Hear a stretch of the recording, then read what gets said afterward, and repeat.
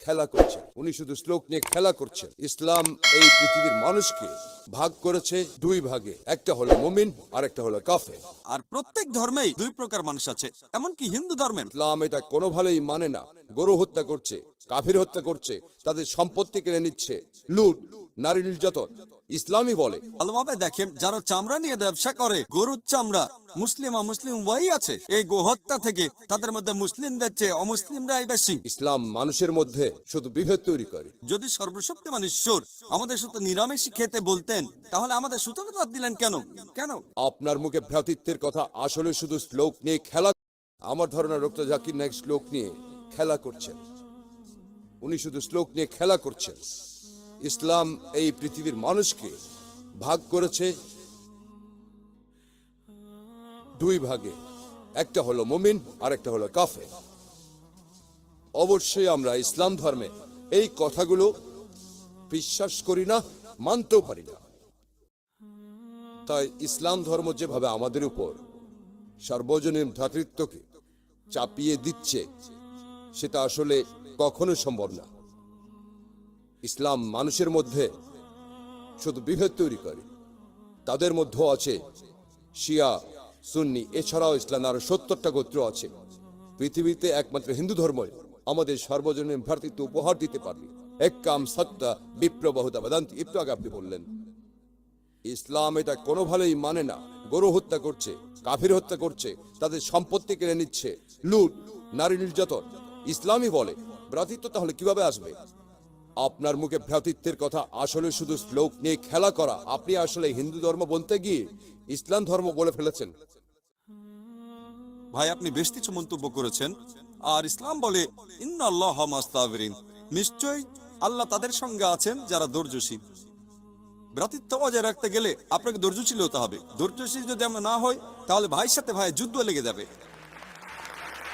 ইসলাম বলছে সূরা আল বাকারার 153 নম্বর আয়াতে আছে, ইন্নাল্লাহ মাস্তাবিরিন, নিশ্চয়ই আল্লাহ ধৈর্যশীলদের সঙ্গে আছেন। আর ভ্রাতৃত্ব বজায় রাখতে চাইলে ধৈর্যশীল হতে হবে। আর আমি এখানে উপস্থিত গুরুজনদের শ্রদ্ধা করি।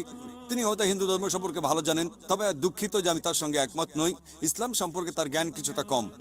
আর ওনার সাথে আমি একমত যে ইসলাম ধর্মে মানুষকে দুই ভাগে ভাগ করা হয়। একটা হলো যারা বিশ্বাসী মুমিন, আরেকটা হলো কাফির, উনি যেভাবে বললেন।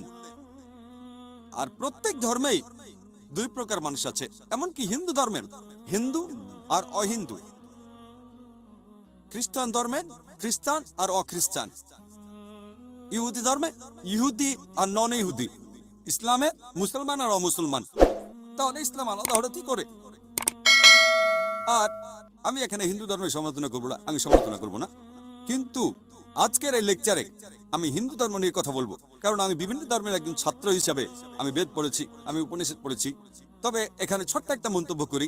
হিন্দু ধর্মগ্রন্থে বেদে আছে যে এই মানুষ জাতি সৃষ্টি হয়েছে সর্বশক্তিমান ঈশ্বরের 4টি অংশ থেকে। তার মাথা থেকে এসেছে ব্রাহ্মণ, বুক থেকে এসেছে ক্ষত্রিয়, আর উরু থেকে বৈশ্যরা ব্যবসায়ী জাত, আর পা থেকে শূদ্ররা বর্ণপ্রথা। আমি এখানে মন্তব্য করতে আসিনি, আমি এটা চাই না। আমি চাই না হিন্দু ভাইদের মনে আঘাত দিতে। ইসলাম ধর্ম এটার অনুমতি দেয় না। আমি এসব নিয়ে মন্তব্য করছি না, কোনো ধর্মের সমালোচনা করছি না, আমি কারো সমালোচনা করছি না। আমি কথা বলছি না যে কোনো ধর্ম ভুল। তবে আপনি যদি ভালোভাবে বেদ পড়ে থাকেন, আপনি এখানে সবাইকে বলতে পারেন বেদে কথা বলে কিনা যে স্রষ্টার মাথা থেকে ব্রাহ্মণ এসেছে, তার বুক থেকে ক্ষত্রিয়রা এসেছে, উরু থেকে এসেছে বৈশ্যরা ব্যবসায়ী জাত, বিদ্বান গোত্র, যোদ্ধা গোত্র, ব্যবসায়ী গোত্র, শূদ্র। শূদ্ররা সবচেয়ে নিম্নবর্ণ। আর ডক্টর আম্বেদকর এটা নিয়ে বই লিখেছেন। আমি সব খুলে বলছি না। হিন্দু ধর্ম আমি ভালোভাবে পড়েছি।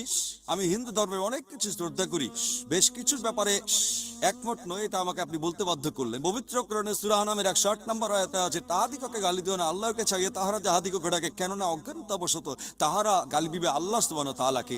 এখানে আমি হিন্দু ধর্মের ভালো দিকগুলো নিয়ে বলেছি। কথাটা হলো তারা এক ঈশ্বরের ধারণায় বিশ্বাস করে। আপনার প্রশ্নের ব্যাপারে বলি যে আপনি বলেছেন মুসলিমরা তারা মানুষ খুন করে, এছাড়াও তারা হত্যা করে। আপনি বললেন গরু, ঠিক আপনি কথা বলেছেন। এই সবগুলো অভিযোগের উত্তর দেওয়া দরকার। সবাই এখানে কম, কয়েকটার উত্তর দিচ্ছি, অন্য কেউ প্রশ্ন করেন, আপনাদের সবার ভুল ধারণাগুলো আমি ভেঙে দেব, আমারও ভালো লাগবে। আর ভুল ধারণাগুলো ভাঙিয়ে দিলেই তারা ইসলামকে ভালোভাবে বুঝতে পারবে। এজন্য আমার লেকচারে সবসময় একটা প্রশ্নোত্তর পর্ব থাকে। আর আমরাও বলি, যখন কেউ সমালোচনা করে আমারও ভালো লাগে। যত বেশি সমালোচনা হবে তত বেশি বোঝাতে পারবো, তত ভালো করে ইসলামকে বুঝতে পারবেন। আমি সেটাই করি। ইসলামও বলে সত্যকে ছড়িয়ে দিতে। হিকমার সাথে পবিত্র করেন সূরা নেহালের 125 নম্বর আয়াতে আছে, উদু ইলা ফাবি রাব্বিকা বিনিকমা ওয়াল মাউযিতিল হাসনা ওয়াজাদিলুম বিল্লাতি আহসান। মানুষকে প্রতিপালকের পথে আহ্বান করো হিকমত আর সদুপদেশ দ্বারা, আর ওয়াদের সহিত তর্ক করিবে সবচেয়ে উত্তম পন্থায়। যখন বলা হয় আমরা আমিষ খেতে পারবো কিনা, গরু ছাগল কোরবানি দেয় ইত্যাদি, আর অনেক অমুসলিমই বলবে, মুসলমান আপনারা সবাই নিষ্ঠুর মানুষ, প্রাণী হত্যা করেন। ভাই আপনাদের আমি বলি, একজন মুসলমান খুব ভালো মুসলমান হতে পারে, এমনকি যদি সে পুরোপুরি ভেজিটেরিয়ান হয়। এটা বলা হয়নি যে আপনাকে অবশ্যই ভেজিটেরিয়ান হতে হবে ভালো মুসলিম হতে গেলে, কিন্তু পবিত্র কোরআনে অনেকবারই বলা হয়েছে যখন তুমি মাংস খেতে পারো তখন মাংস খাবে না কেন। পবিত্র কোরআনের সূরা মাইদার 1 নম্বর আয়াতে উল্লেখ আছে, বলা হয়েছে যে ইয়া আইয়ুহাল্লাযিনা আমানু, হে মুমিনগণ, তোমাদের অঙ্গীকার পূর্ণ করিবে, আর তোমাদের জন্য কিছু চতুষ্পদ প্রাণীকে হালাল করা হইয়াছে আর কিছু প্রাণী হারাম। পবিত্র কোরআনের সূরা নাহলের 7 নম্বর আয়াতে উল্লেখ আছে যে আল্লাহ চতুষ্পদ জন্তু সৃষ্টি করিয়াছেন যাহাতে তোমরা শীত নিবারণ করতে পারো, এবং ওয়াতে বহু উপকার রহিয়াছে, এবং ওয়া হয়তো তোমরা আহার করিয়া থাকো। পবিত্র কোরআনের সূরা মুমিনুন 21 নম্বর আয়াতে উল্লেখ আছে তোমরা চতুষ্পদের মাংস আহার করতে পারো। আমরা জানি যে আমিষে, এখানে অনেক ডাক্তার আছেন, আমি একজন মেডিকেল ডাক্তার, এতে অনেক প্রোটিন আছে, প্রচুর আয়রন আছে, আর এগুলো খুবই সুস্বাদু। আর এইসব আমিষ জাতীয় খাবারে আপনি যে প্রোটিন পাবেন, এই পরিমাণ প্রোটিন আর কোথাও পাবেন না, আপনি পাবেন না। নিরামিষের মধ্যে সয়াবিনে আপনি সবচেয়ে বেশি প্রোটিন পাবেন, সেটা আমিষের প্রোটিনের চেয়ে অনেক কম। আর এবার আমি গরু হত্যা নিয়ে কিছু কথা বলি। যদি হিন্দু ধর্মগ্রন্থগুলি পড়েন, আমি এখানে কোন ধর্মের সমালোচনা করছি না, ভাই একটা প্রশ্ন করেছেন তাই আমাকে সত্য কথাটা বলতে হবে। হিন্দু ধর্মে আমিষ খাওয়ার অনুমতি দেওয়া হয়েছে। হিন্দু ধর্ম গ্রন্থে দেখবেন সাধুসন্তরা আমিষ জাতীয় খাদ্য খায়, এমনকি গরুর মাংস। পরবর্তীতে অন্যান্য বেশ কিছু ধর্মের প্রভাবে, যেমন ধরুন জৈন ধর্ম ইত্যাদি, মানুষের উপর অহিংসা দর্শনের প্রভাব এসে পড়লো, তারা প্রাণী হত্যা বাদ দিল, তারা এই দর্শনটাকে তাদের জীবনধারায় যোগ করলো। তবে ইসলাম ধর্ম প্রাণীদের অধিকারের কথা বলে থাকে। শুধু প্রাণীদের অধিকার নিয়ে আমি একটা লেকচার দিতে পারি। পবিত্র কোরআনে আছে, পশুর উপর বেশি বোঝা চাপিও না, তাদের প্রতি সদয় হও, তাদের খাদ্য দাও, কিন্তু প্রয়োজনে তোমরা তাদের মাংস খাইতে পারো।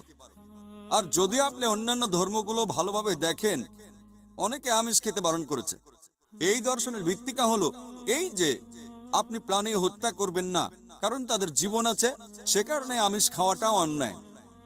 আমি এর সাথে একমত। যদি কোনো মানুষের পৃথিবীতে মানুষ হত্যা না করে থাকে, সেখানে আমিই থাকবো সবার উপরে। সর্বজনীন ভ্রাতৃত্ব হিন্দু ধর্মে আছে যে সব প্রাণী আপনার ভাই। প্রত্যেক প্রাণী, হোক সে সাপ, পাখি অথবা পতঙ্গ। আমি আপনাদেরকে প্রশ্ন করছি যে কোন মানুষটা হাজার হাজার ভাইকে না মেরেও 5 মিনিটের জন্য বেঁচে থাকতে পারে? এখানে যারা মেডিকেল সায়েন্স পড়ছেন তারা ভালো বুঝতে পারবেন যে আপনারা যখন নিঃশ্বাস নেন তখন আপনার শরীরে প্রচুর ময়লা জীবাণু ঢুকে সেগুলোকে মেরে ফেলেন। তার অর্থ এই ধর্মে বাঁচার জন্য আপনার ভাইদের আপনি মেনে ফেলছেন। ইসলামের সর্বজনীন ভ্রাতৃত্ব বলে মানুষ জাতির প্রত্যেকে আপনার ভাই। বিশ্বাসের ভ্রাতৃত্বে প্রত্যেক মুসলমানই ভাই ভাই, প্রত্যেক প্রাণী আমার ভাই নয়। তবে অন্য প্রাণীদের রক্ষা করতে হবে, তাদের ক্ষতি করবেন না, বিনা কারণে তাদের অত্যাচার করবেন না, তবে প্রয়োজন হলে সেগুলোর মাংস খেতে পারেন। তাই যে দর্শন বলে আমিষ খাবার খাওয়া অন্যায়, কারণ এখানে আপনি প্রাণী হত্যা করছেন, বিজ্ঞান প্রমাণ করেছে। এমনকি গাছপালারও জীবন আছে, আপনারা জানেন। তাই এ কথা এখানে খাটছে না যে প্রাণী হত্যা করা অন্যায়।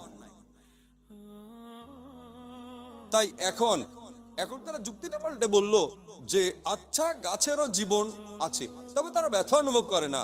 তাই গাছ হত্যার চেয়ে প্রাণী হত্যা অনেক বড় অপরাধ। আর আজকের দিনে বিজ্ঞান উন্নত হয়েছে, আমরা জানি গাছও ব্যথা অনুভব করে, এমনকি গাছও কাঁদতে পারে, গাছেরও ভালো লাগতে পারে। তাই গাছ ব্যথা অনুভব করে না, এটা টিকলো না।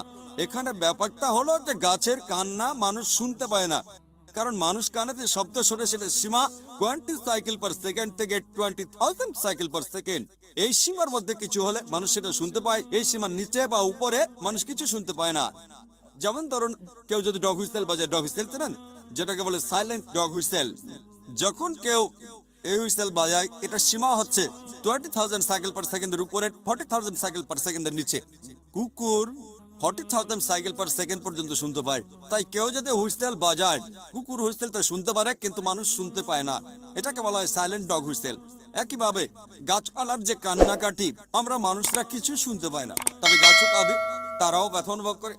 আমাদের একজন ভাই বললেন, যিনি বিষয়টা নিয়ে বেশ তর্ক করছিলেন, আর আমাকে বললেন, ভাই জাকির, আপনার কথা মেনে নিলাম যে গাছপালারও জীবন আছে, তারাও ব্যথা অনুভব করে, তবে আপনি কি জানেন যে গাছের দুটো ইন্দ্রিয় কম আছে, তাদের 3টা ইন্দ্রিয় আছে, পশু পাখির ইন্দ্রিয় আছে 5টি। তাই গাছপালা হত্যার চেয়ে পশু হত্যা করা অনেক বড় অন্যায়। আমি তাকে বললাম যে ভাই, ধরুন আপনার একজন ছোট ভাই আছে, সে ছোটবেলা থেকে বুবা আর কালা, দুটো ইন্দ্রিয় কম। সে বড় হওয়ার পরে কেউ একজন তাকে খুন করে ফেললো, আপনি কি বিচারককে বলবেন, ও মাই লর্ড, এই খুনিকে কম শাস্তি দিন কারণ আমার ভাইয়ের দুটো ইন্দ্রিয় কম ছিল, এই কথাই বলবেন? আপনি বলবেন, ও মাই লর্ড, তাকে দ্বিগুণ শাস্তি দিন কারণ সে একজন নিষ্পাপ মানুষকে হত্যা করেছে। তাই ইসলামে এটা কোনো যুক্তি নয় যে 2 বা 3টা ইন্দ্রিয়। পবিত্র কোরআনে সূরা বাকারার 168 নম্বর আয়াতে আছে, যে বৈধ খাদ্যবস্তু আছে তাহা তোমরা আহার করো, তার অন্ত যেগুলো বৈধ আর হালাল খাবার সেগুলো খেতে পারো। আর এ কারণে আপনারা দেখতে পাবেন যে গবাদি পশু, আল্লাহ সুবহানাহু ওয়া তাআলার ইচ্ছায় গবাদি পশু বংশ বিস্তার করে বেশ তাড়াতাড়ি, মানুষ এবং অন্যান্য পশুর তুলনায় বেশ তাড়াতাড়ি দ্রুত বংশ বিস্তার করে। যদি আপনার কথা মেনে নেই যে মানুষ কোনো গবাদি পশু খাবে না, তাহলে পৃথিবীতে গবাদি পশুর পরিমাণ অনেক বেড়ে যাবে, অনেক বাড়বে। আর বললেন গরু হত্যা করা, এ নিয়ে বই লিখেছেন মৌলানা আব্দুল করিম পারেক। গো হত্যা, গরু কোরবানি কে জন্য দায়ী? যদি ভালোভাবে দেখেন, যারা চামড়া নিয়ে ব্যবসা করে, গরুর চামড়া, মুসলিম ওয়াই আছে, চামড়া, গরুর চামড়া, তারা এটা করে। তাই এটা থেকে যারা উপকার পাচ্ছে এই গোহত্যা থেকে, তাদের মধ্যে মুসলিমদের চেয়ে অমুসলিমরাই বেশি। তাই যদি ইতিহাস ভালোভাবে জানেন আর যুক্তিও ভালোভাবে বুঝেন, আমরা জানি আল্লাহ বলেছেন যে বৈধ খাদ্যবস্তু আছে তাহা তোমরা আহার করো, যদি এটা খান এতে কোনো সমস্যা নেই। এছাড়াও যদি ভালোভাবে দেখেন, তৃণভোজী প্রাণীর দাঁতগুলো যদি দেখেন, গরু, ছাগল, ভেড়া, তারা সব শাকসবজি খায়, তাদের দাঁতগুলো সব সমান। যদি আপনারা মাংসাশী প্রাণীর দাঁতগুলো ভালোভাবে খেয়াল করেন, সিংহ, বাঘ, চিতাবাঘ, তাদের দাঁতগুলো খুব সুচালো, তারা শুধু মাছ মাংস খায়। যদি আপনি মানুষের দাঁত দেখেন, আয়নায় আপনার নিজের দাঁত দেখতে পারেন, আমাদের সুচালো দাঁত আছে, সমান দাঁতও আছে। যদি সর্বশক্তিমান ঈশ্বর আমাদের সাথে নিরামিষ খেতে বলতেন, তাহলে আমাদের সুচালো দাঁত দিলেন কেন? কেন? আমিষ খাওয়ার জন্য। যদি আপনারা তৃণভোজী প্রাণীদের পরিপাকতন্ত্র ভালোভাবে খেয়াল করেন, গরু, ছাগল, ভেড়া, তাদের পরিপাকতন্ত্র শুধু নিরামিষই হজম করতে পারে।